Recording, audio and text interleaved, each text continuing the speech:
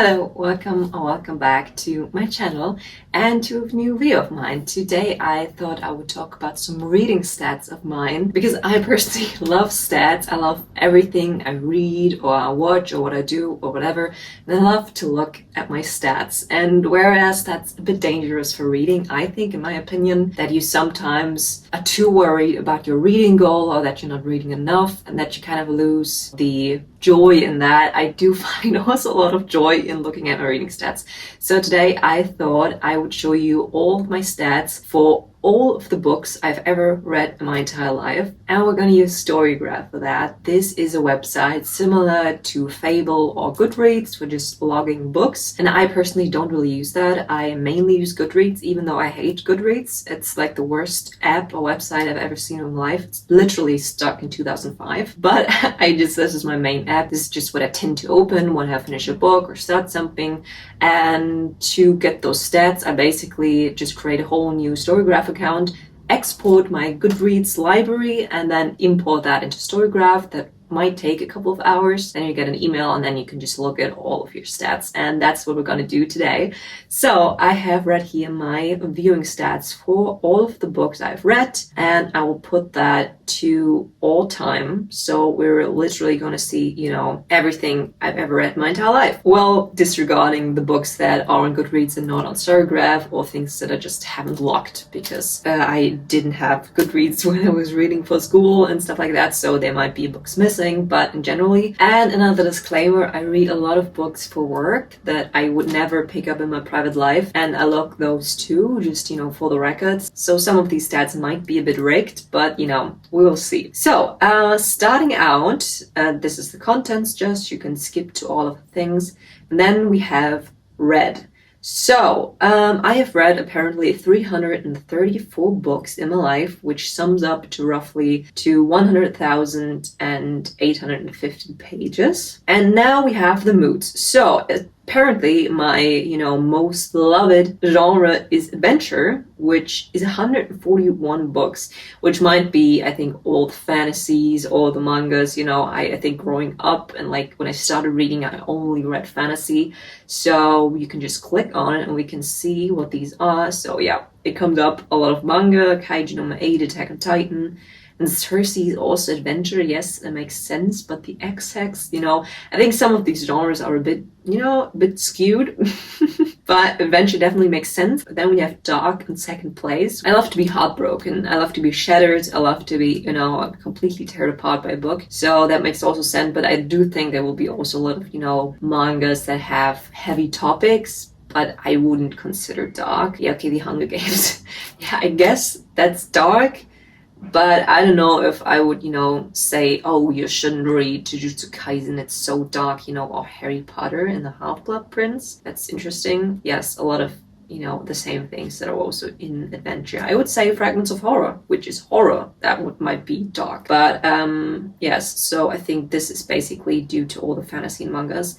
Then we have emotional, which always makes sense. As I said, I love to be heartbroken. And now we have, after that, reflective. What does reflective even mean? Okay, so a lot more classics, I would feel like. So 1984, White Knights, First Love, but even Turgenev, The Great Gatsby, Cersei, Self-Help, some essays, Never Let Me Go. So a lot of literary fiction and classics. And then we're not going to go too deep into the others. So we have tense, mysterious, funny, sad, lighthearted, hopeful, challenging, informative, and inspiring. So apparently I just hate everything that's inspiring or relaxing or hopeful or lighthearted, which, I would say is pretty accurate. And then we have the pacing.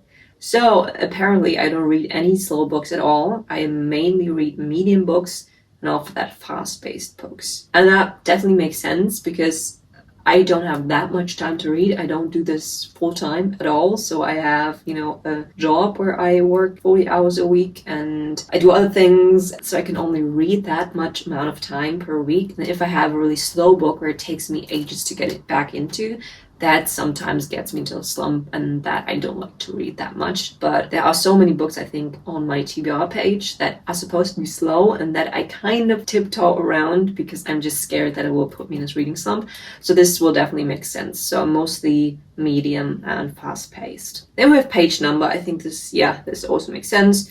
So actually mostly under 300 pages. I think if you would take away all the mangas that are maybe, 200 pages most of the time, then I do think that it would be more leaning towards the medium side. But I think if we go in there, yes, Jujutsu Kaisen, Attack on Titan, manga, then some short classics, more manga, some very short essay, so most of it is definitely manga or graphic novel. So I do think if we would only pick novels, then this would be a bit different. I guess I don't like long books. I mean, I started reading, as I said, with fantasy, and fantasy books tend to be very, very long. I then discovered that I also really enjoyed like classics or literary fiction, stuff like that, and these are sometimes a bit, shorter. And then I realized I can get so much more books done and discover so many more genres and authors and whatever if I just not read as many long fantasy books. So in the future, I do think that this section might get a bit smaller, although I really love mangas right now. I just think if you take out the mangas, then that will change everything. But yeah, so 37% between 300 and 500, and then 500 plus is only 14%, apparently only 43 books in my life that are over 500 pages. Let's look. Yeah, so you have some fantasy. The Attack on Titan Omnibus is apparently longer. A Tale of Two Cities, Uzumaki, Twilight is apparently 503. Harry Potter and the Half-Blood Prince, the omnibus editions of Attack on Titan, which are 3 mangas in one. They're all over 500 pages, I think. So actually also a lot of mangas. Maybe if you take out the mangas, it wouldn't change anything, apparently. So yeah, a lot of fantasy and manga omnibus editions. So I guess I got it wrong. And then we have fiction and non-fiction. Apparently I only read 3% non-fiction, which are 7 books. I think those will be mainly self-help, or I don't actually know. Let's see. Okay, those are letters. Then this is a non-fiction book about AI, which I read for work. Then this is something I read for my bachelor thesis when I studied audio engineering. Self-help, then non-fiction, and this I don't remember reading at all. I do remember the title, but I have no idea what it's about, so don't ask. But yeah, mostly it's just fiction. I just love fiction. Like, my brother is the exact opposite. He will never touch a novel or anything that's fiction. He will only read Stoicism, Plato, and stuff like that, or self-help, or whatever. So I'm the exact opposite of him. And then we have the genres. This will be interesting. As you can see, fantasy and manga, like I said, are at the very, very top. I have read 149 fantasy books, then 88 mangas, which is a lot, I think, considering that I have not read that many manga series. I think I've read Attack on Titan, I've read Death Note, I started Fullmetal Alchemist, but I've only read the first one. I think I've read the first 3 volumes of Kaiju number 8. Oh, Jujutsu Kaisen, did I say that? I don't know, I read that until it's out. I think 24 is currently out in German. I have the German editions and they are way behind the Japanese. I think we're already at 28 or something. I actually think it's finished already. But yeah, I don't think I will get to the end with the whole publishing until the next year, end of the next year. But yeah, okay, that adds up to 88, I think. So 72 horror books is absolutely insane. I think the only time I've picked up horror deliberately was reading Junji Ito, and that I read Uzumaki and Fragments of Horror. And I do think this will be just mangas, so Attack on Titan and Jujutsu Kaisen maybe. Yes, so this is really just only manga, which I would not at all consider horror. Like, maybe it has some like action tense elements, like definitely action. But I don't think, I don't think manga in a Jujutsu Kaisen or Attack on Titan way, it's not really horror. It's maybe psychological thrillery, but not horror at all. So it's definitely weird that horror is place 3 on the whole genres list. Then I have young adult. This will be also a lot of like fantasy, The Mortal Instruments, Shadow and Bone, stuff like that.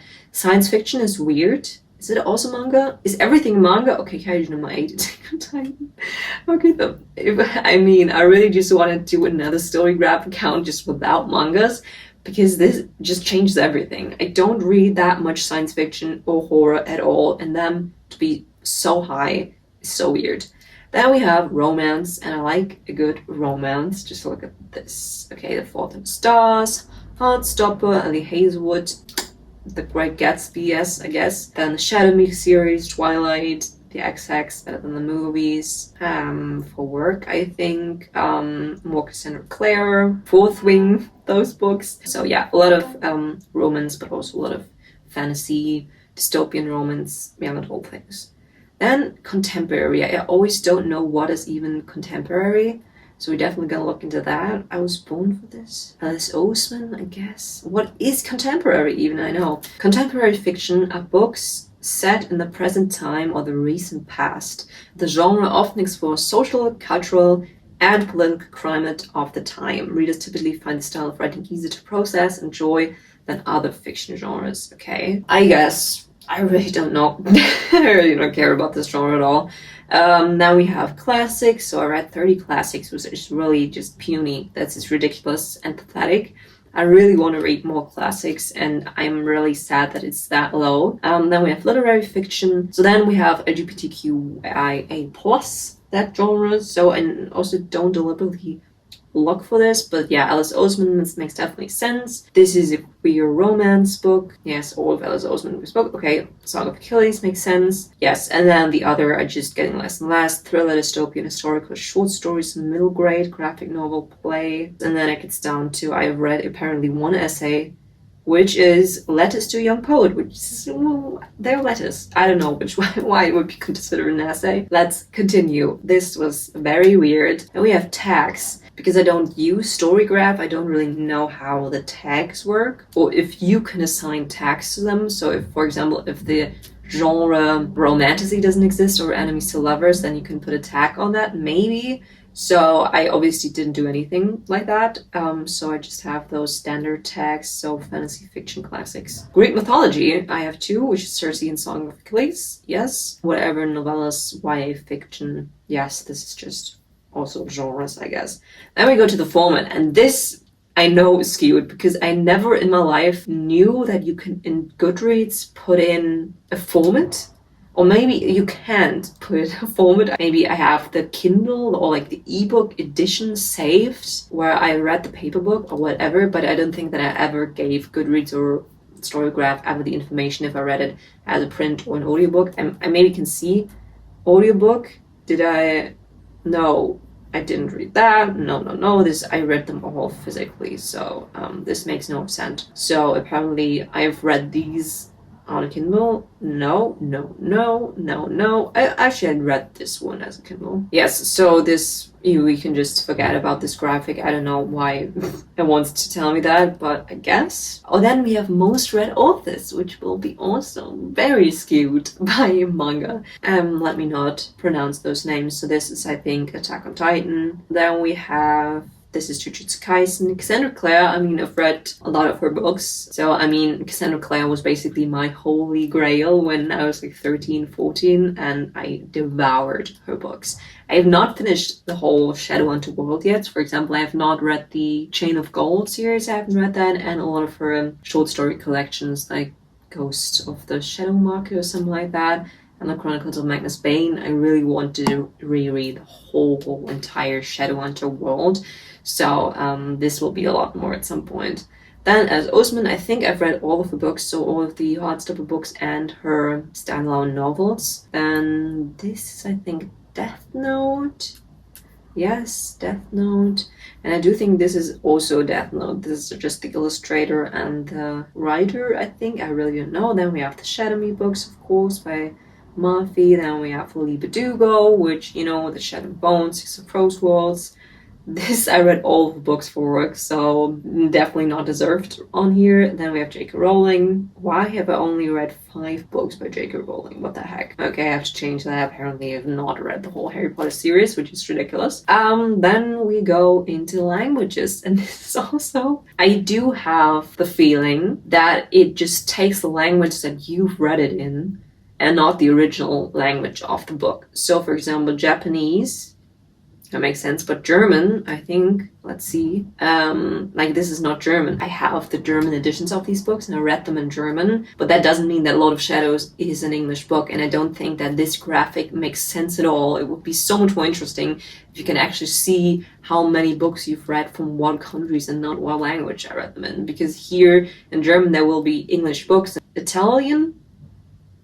Apparently Attack on Titan Volume 12 is Italian, and I don't think that if saved the Italian version. Or did I? Oh, it is. It says on the title. Why is it Italian? I'm sure I didn't do that. So, yeah, I guess we're just gonna take it like it is. So, 164 books in English, then I've read 112 books in German. Let's see into that again. So yes, I read that in German. But most of these are just not originally in German. So yes, let's just continue on. Then I have number of books and pages over time. So I think I started Goodreads in 2021. So I have read 17 books in 2021 and 10,722 pages. And then you can kind of see with this graph that I've read more books while the page number got less, because when I was starting out, I've read books like Cassandra Clare's books, which are pretty long. So I've finished not as much books, but finished a lot of pages. And then both went up, and this year is not finished yet. So then I read 47 books and 15,041 pages. Then 2023, I read how many books? 100 books exactly, apparently, which I don't think is true. In my Goodreads, it says 107 last year. Obviously, didn't get all the books. And I read 29,175 pages. Then the time, it is October 18th. I do think I exported it yesterday. So in October, we have 91 books, which is also not true. In my Goodreads, it says 98, I think. And 23,540 pages as of now. So, interesting. So I definitely do read more over time. This will be a bit higher, and I keep just reading more books, and that's nice to see, actually. Then this is my average rating, which it looks a bit like I just give books a high star rating, but I do think I really carefully just choose what I do think I will just like. So 4.0, because we can only give clean steps in Goodreads, makes definitely sense. And 63, I have 4 stars, I have 31 5 stars, 52 3 stars, 15 2 stars, and 12 1 stars. And then only 3. This does not add up to 300 and something books, right? I really don't think so. So I don't know, because I gave so many books no ratings. So anything that's not out yet, anything that I just DNF'd or something like that. So I think half of the books I read, actually, I don't give a rating. So this is also, I don't know about that. But yeah, it definitely makes sense, because sometimes I think maybe I give books too high a star rating. I really carefully pick out the books where I've heard a lot about. I've heard a lot about the pacing and the plot a bit, and so I kind of already can sense if I like it. So going on, we have publication year versus read date. We will see. I have read a really old book here. Can I type on it? No. Okay, these are all Shakespeare, I feel like. So around 600, which is everything 1, 2, 3, 4, 5, which makes sense for that to be Shakespeare. And then somewhere in the 1800s, I think, is Pride and Prejudice and stuff.